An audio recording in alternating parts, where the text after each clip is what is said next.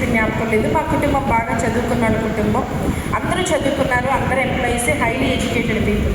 ఇలాంటి పరిస్థితుల్లో 1996వ సంవత్సరంలో నా చెల్లి భయంకరమైన బ్రెయిన్ క్యాన్సర్ అనే వ్యాధితో బాధపడటం జరిగింది.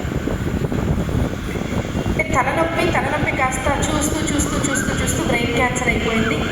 అంటే మాకు తెలిసినప్పుడు తలనొప్పి, లోపల ఉన్నది మాకు తెలియలేదు. డాక్టర్ దగ్గరికి వెళ్తే పెద్ద డాక్టర్ గారు డయాగ్నోస్ చేసి అన్నారు బ్రెయిన్ క్యాన్సర్ అన్నారు. ఒక 3 నెలలు మాత్రమే గడిపించారు. 96వ సంవత్సరం 3 నెలలు మాత్రమే గడిపించారు, ఇంకా బ్రతికుంటుందని. అలాంటి పరిస్థితుల్లో ముల్లాల్ని తీసుకొచ్చాము, ఇంట్లో నమాజ్ చదివించాము శాంతి దొరుకుతుందని. స్వామీజీని తీసుకొచ్చాము, ఇంట్లో పూజలు చేయించాము, యాగాలు చేయించాము, యజ్ఞాలన్నీ చేయించాము, పరిస్థితి మెరుగుపడలేదు. పాస్టర్లను తీసుకొచ్చాము, ప్రార్థన చేయించాము, పరిస్థితి మెరుగుపడలేదు. మాకు ధైర్యం ఇచ్చే వాళ్ళు ఎవరు లేకపోయారు, మమ్మల్ని ఆదరించే వాళ్ళు ఎవరు లేకపోయారు. ఇలా జరిగిపోతుంది కాలం.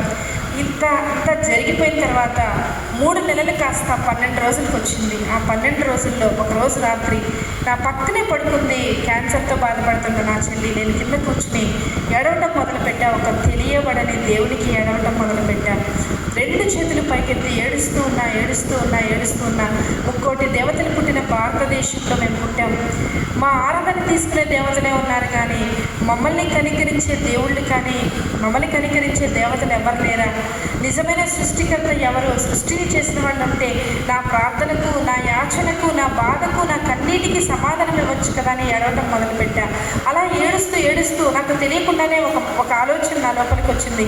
ఒక వాచ్ తనకు తానుగా తయారవ్వదు, ఒక చీర తనకు తానుగా తయారవ్వదు, ఒక బిల్డింగ్ తనకు తానుగా తయారవ్వదు. అలాగే సృష్టి కూడా తనకు తానుగా తయారవ్వలేదు. ఎవరో సృష్టిని చేసిన ఒక సృష్టికర్త ఈ లోకంలో ఉండే తీరాలి అన్న ఒక గొప్ప లోపల ఒక స్ట్రాంగ్ స్టేట్మెంట్, ఆ లోపల స్ట్రాంగ్ స్టేట్మెంట్తో ప్రార్థన చేస్తూ ప్రార్థన కనుక అలా ఏడుస్తున్నా నా కళ్ళతో చూడలేని నిజాన్ని నేను అక్కడ చూశాను. ఏంటి అంటే మా ఇంట్లో ఒక చిన్న వెలుగు పడుతుంది.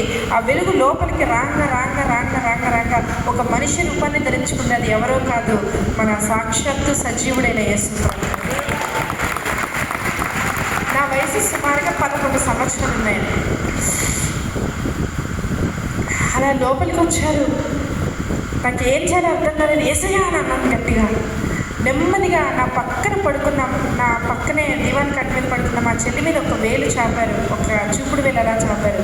నా కళ్ళతో నేను చూస్తున్నా. కుడివైపు ఉన్న ఇటువైపు ఉంది క్యాన్సర్ గడ్డ, ఇటువైపు ఒక చిన్న సౌండ్ వచ్చి బయటికి వెళ్ళిపోయినట్టు నాకు అనిపించింది. కానీ నాకు అప్పుడు అంత జ్ఞానం లేదు. దాని తర్వాత నవ్వుతూ నా వైపు ఒక చిరునవ్వును చూసి నా వైపు చూసి నవ్వుతూ బయటికి వెళ్ళిపోతున్న టైంలో ఆయన కాళ్ళల్లో నుండి తాజా రక్తం ఉబకడం మొదలుపెట్టింది. అలా రక్తం ఉబుకుతూ ఉంది. బయటికి వెళ్ళిపోయారు. మరుసటి రోజు నా తల్లిదండ్రులతో, స్నేహితులతో చెప్పడానికి ప్రయత్నించాను. ఎవరూ నా మాట నమ్మలేదు.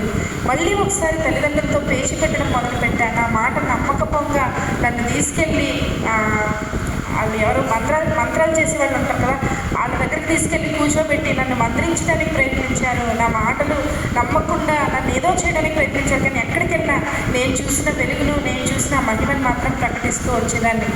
అయితే అన్నారు, ఇంత చెప్తుంది కదా, ఒక్కసారి డాక్టర్ దగ్గరికి వెళ్ళి చూస్తే బాగుంటుందేమో అని అన్నారు. ఆ 2 రోజుల తర్వాత ఏ డాక్టర్ గారు అయితే క్యాన్సర్ అని చెప్పారో అదే డాక్టర్ గారి దగ్గరికి వెళ్ళాము. డయాగ్నోస్ చేయమని చెప్పాము. ఆ డాక్టర్ గారు అసలు ఒప్పుకోలేదు. అలా జరగదని నా బొక్కెలా పిండేసింది ఆవిడ అని నా బ్రతిల్లాని. ఒక్కసారి స్కాన్ తీయండి డాక్టర్ గారు. స్కాన్ తీసిన తర్వాత ఆవిడ అన్నారు, లోపల క్యాన్సర్ గడ్డ లేదని.